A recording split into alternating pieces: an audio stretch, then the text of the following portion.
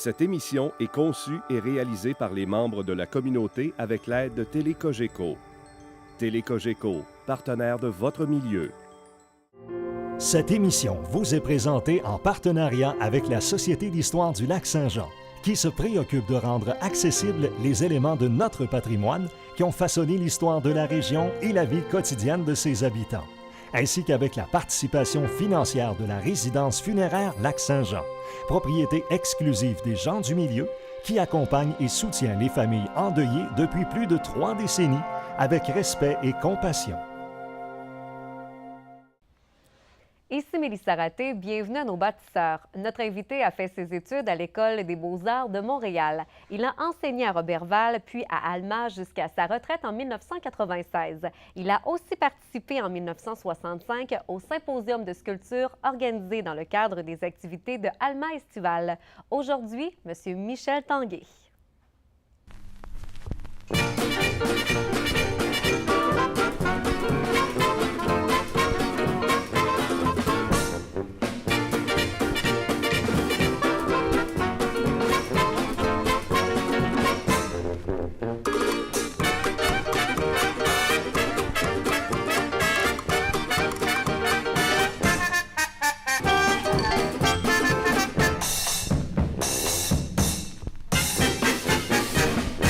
Monsieur Tanguay, un gros merci d'avoir accepté l'invitation pour participer à nos bâtisseurs. Ça me fait plaisir. Alors, on va retourner quelques années en arrière. Vous êtes originaire de Roberval et vous êtes parti pour Montréal pour étudier à l'École des beaux-arts. Qu'est-ce qui vous a amené à choisir les arts comme champ d'études? C'est quelqu'un qui, à un moment donné, est venu chez moi, une cousine de Québec. Puis, elle voyait que je faisais beaucoup de dessins. Puis, c'est elle qui m'a orienté, en fin de compte, pour aller aux beaux-arts. Alors, j'ai été passé 4 ans à Québec aux études, puis terminé mes études. Puis c'est elle ensuite qui m'a donné le chemin pour continuer mes études. Et après Montréal, bien, vous êtes revenu dans la région. Vous avez enseigné à Roberval. Qu'est-ce qu'on enseignait justement à cette époque-là? On appelait ça les arts plastiques. Okay. Alors, moi, j'ai commencé les 2 premières années à l'Achenay de Roberval. C'est une école pour sous-doués. Et puis, j'ai fait 2 ans là, que j'ai adoré avec les jeunes. J'avais 7-8 jeunes à la fois, puis c'était des sujets assez différents. Alors, je me suis habitué dans l'enseignement avec eux. Ensuite, j'ai enseigné 2 ans pour la commission scolaire des Bleuets de Roberval. Et en 1965, j'ai descendu ici à Alma pour finaliser toutes mes années d'enseignement. Parce que vous avez enseigné à Alma jusqu'à votre retraite en 1996. C'est ça. Parlez-nous justement de cette période-là du côté d'Alma. Comment ça s'est passé, l'enseignement? L'enseignement, j'ai adoré parce que j'ai varié d'écoles. Moi, je n'ai pas resté dans une seule école. Okay. Alors, j'ai fait un peu le secteur d'Alma les 4 ou 5 premières années. Ensuite, je suis allé 5 ans à Iberville enseigner. Je suis allé enseigner 5 ans à Desbiens, au Juvénat de Desbiens. Et en 80, je suis revenu ici à Alma pour faire le reste de mes années au pavillon Boulevard-du-Fou. Comment se portait justement le domaine des arts quand vous avez commencé? Dans les années 60, 70, la population percevait comment? J'ai commencé ici en 65, mais moi, c'était déjà commencé en 61. Et quand je suis arrivé ici, il y avait un milieu artistique très développé pour le contexte des alentours. Là. Il y a du côté musical, du côté théâtre, puis du côté des arts. Avec M. Maton, là, il avait regroupé beaucoup de professeurs d'art. On était une quinzaine de professeurs d'art dans ces débuts-là. Et puis, il y avait un nombre d'étudiants considérable à cette époque. Il y avait 8000 quelques étudiants au secondaire. Tandis que quand j'ai terminé, il restait 2800 au lieu de 8200. Ça avait diminué beaucoup. Mais les arts se portaient très bien. Oui. Puis, on avait une grande communication aussi avec le Saguenay, parce qu'on avait beaucoup de réunions entre tous les professeurs du Saguenay-Lac-Saint-Jean. Puis ça a créé des liens assez forts. Et ensuite, les cégeps se sont développés. Et puis, il y a des professeurs, surtout du Saguenay, qui sont rentrés au cégep. Il y en a quelques-uns d'ici aussi qui ont quitté pour le cégep. Et puis, ça faisait un autre noyau nouveau. Mais moi, j'avais les secondaires 5, donc je les préparais pour le cégep. Fait que je communiquais beaucoup avec les gens du Saguenay pour ça. Parlez-nous de 1965, parce qu'il y a le professeur d'art Claude Maton, à un moment donné, qui vous a approché pour participer au symposium de sculpture. Puis ça, c'était organisé dans le cadre des activités d'Alma Estival, ce qu'on peut appeler finalement les Grandes Nuits. Oui, puis après ça, ça s'appelait aussi le symposium, c'est le symposium Melcher. OK. Il était subventionné par Melcher. Donc, à ce moment-là, M. Maton n'enseignait pas, mais il était le directeur des arts. OK. Et puis, on avait avec M. Maton, disons, tout était coordonné, on n'avait qu'à donner notre rendement. C'était parfait pour ça. Et puis, même si dans des écoles, c'était nouveau, les arts, M. Maton ouvrait les portes. Et puis, on entrait là, puis on avait une facilité là, de s'organiser. C'est ça qui était extraordinaire. Comment ça se passait, justement, le symposium de sculpture? C'était qui les artistes qui étaient invités? Le symposium est arrivé comme ça, puis nous autres, on était quelques professeurs d'art ici. Il y en avait, on est 5, je pense, qui ont participé. Et puis, il a été chercher des gens de l'extérieur, comme les Vaillancourt, etc. Et Robert Roussel, ensuite Nordec, il y avait une femme aussi qui était Danielle Roux, et puis Jean-Pierre peut-être un ou deux, là. Puis à ce moment-là, nous autres, ça nous a fait rencontrer des gens de l'extérieur, en même temps des sculpteurs de l'extérieur, et puis ça a donné quelque chose comme des échanges qui ont été... ça a ouvert les arts à l'extérieur, parce qu'on allait après ça à Québec ou aller à Montréal, puis on rencontrait ces gens-là à nouveau. Fait que ça faisait quand même une belle visibilité aussi. Oui. Pour... Puis ici, ça a fait comme un éclat, là. Tu sais, ça a éclaté les arts à ce moment-là. C'était plaisant pour ça. Est-ce que vous aviez des thématiques pendant le symposium? Comment ça fonctionnait? Bon, les artistes étaient là, mais le choix des matériaux et tout ça, ça fonctionnait comment? Là, les deux ou trois premières journées, justement, on a visité les carrières de pierre des alentours, celle de Saint-Gédéon, et on est allé aussi à Dolbeau, chez les pères de Dolbeau, les Trappus, qu'ils appellent. Oui. Et il y a une carrière de calcite, là, c'est une carrière de pierre blanche.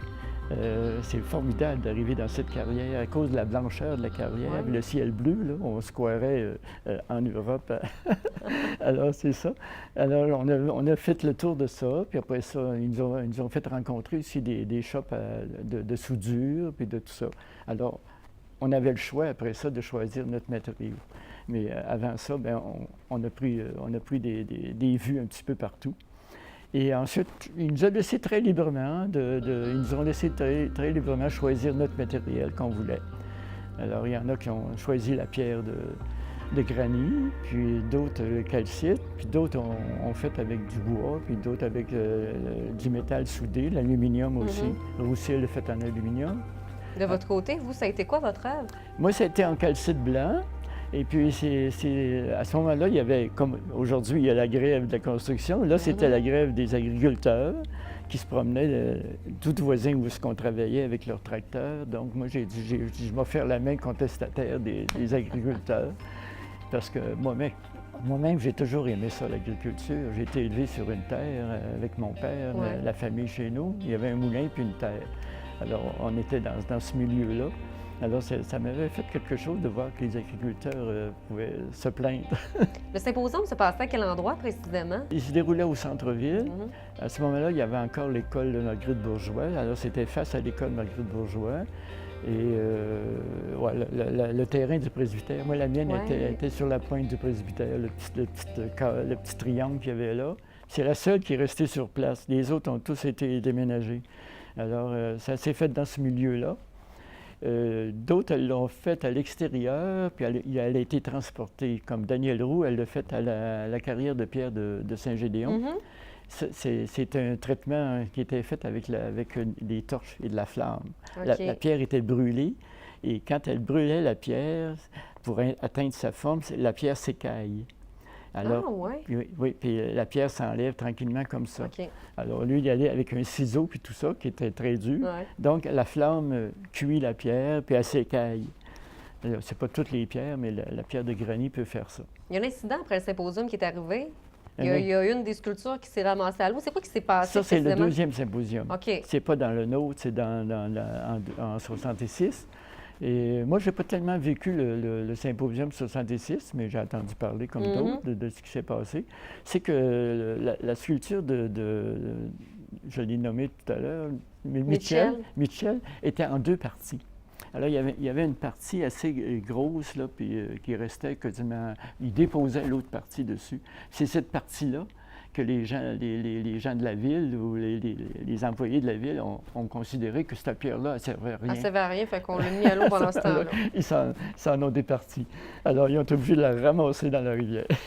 Monsieur Tanguay, vous êtes aussi peintre. Évidemment, on a des toiles qui sont avec nous, quelques-unes de vos œuvres. Vos inspirations, vous les prenez où? Ah, mon Dieu, moi, je les prends autour de chez moi, où je demeure dans un milieu extraordinaire à Saint-Edwidge. C'est un milieu que j'ai apprivoisé avec les années. Il y a 52 ans que je vis surtout l'été là, mais maintenant, je vis à l'année. Mais j'ai toujours aimé la forêt, j'ai toujours aimé aller à la pêche, etc. Puis où j'ai été élevé, il y avait une rivière parce que mon père, le moulin marchait à l'eau.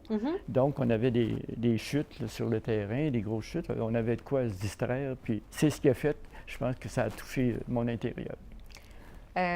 Cette année, le Saguenay-Lac-Saint-Jean fête ses 175 ans. D'ailleurs, vous participez au 175e parce que vous avez fait une fresque géante pour la municipalité de Saint-Edwidge. Oui. C'est la municipalité où je demeure. Alors, ça me fait grand plaisir qu'ils viennent me voir pour ça. Et je l'ai réalisé en 3 mois.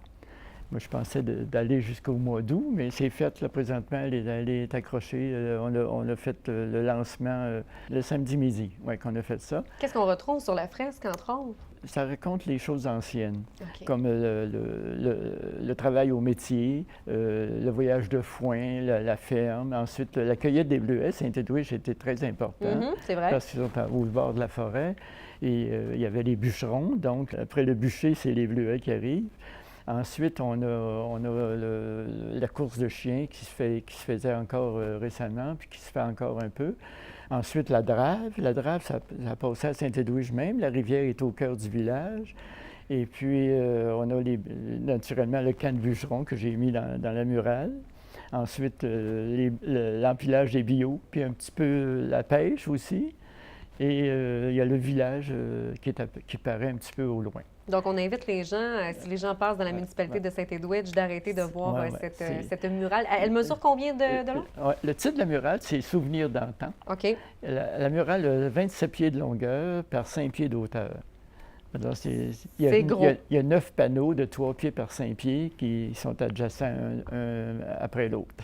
Est-ce que vous avez d'autres projets qui sont sur la table? Parce que je sais que vous êtes à la retraite, mais un peintre n'est jamais à la retraite. J'ai justement été hier soir. Il y a Robert Val qui lance une sculpture qui est à faire. C'est pas sûr que c'est moi, là, mais là, on était 5 hier, on est allé prendre des vues. Alors, je vais faire une maquette pour ce projet-là. J'espère la faire. La réalisation va se faire l'année prochaine. Cette année, on présente une esquisse. Il y a une esquisse qui sera choisie par ceux qui vont participer et la réalisation va se faire l'an prochain. Ça va se faire au Jardin des Ursulines. OK. Donc, c'est encore un autre beau projet. Oui, c'est un symboliste pour les Ursulines en même temps, là, parce qu'eux autres, ils ont donné le terrain à la ville de Roberval après le feu qu'il y a eu, malheureusement. Et puis, là, ils sont en train d'organiser tout ce terrain-là. Donc, cette sculpture-là va garder un coin. Il y a la piste cyclable qui va passer juste à côté de l'endroit où la sculpture va être érigée. Alors, on espère encore d'autres beaux projets pour cette belle carrière-là. Merci beaucoup, M. Tanguay, d'avoir été avec nous aujourd'hui. Ça a été un plaisir, surtout de nous parler du symposium et de toutes ces belles années. En tout cas, le plaisir était pour moi aussi. Alors, c'est une belle journée comme ça ne peut pas faire autrement. Merci beaucoup. Bonjour.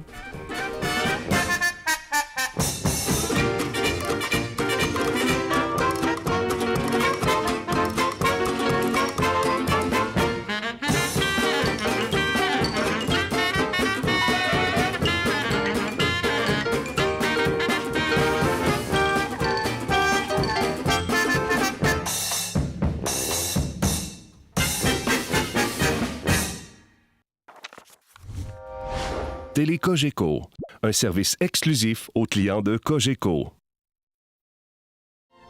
Télécogeco remercie la Société d'histoire du Lac-Saint-Jean qui a assuré la recherche de la série Nos bâtisseurs. De même que la résidence funéraire Lac-Saint-Jean pour sa contribution financière.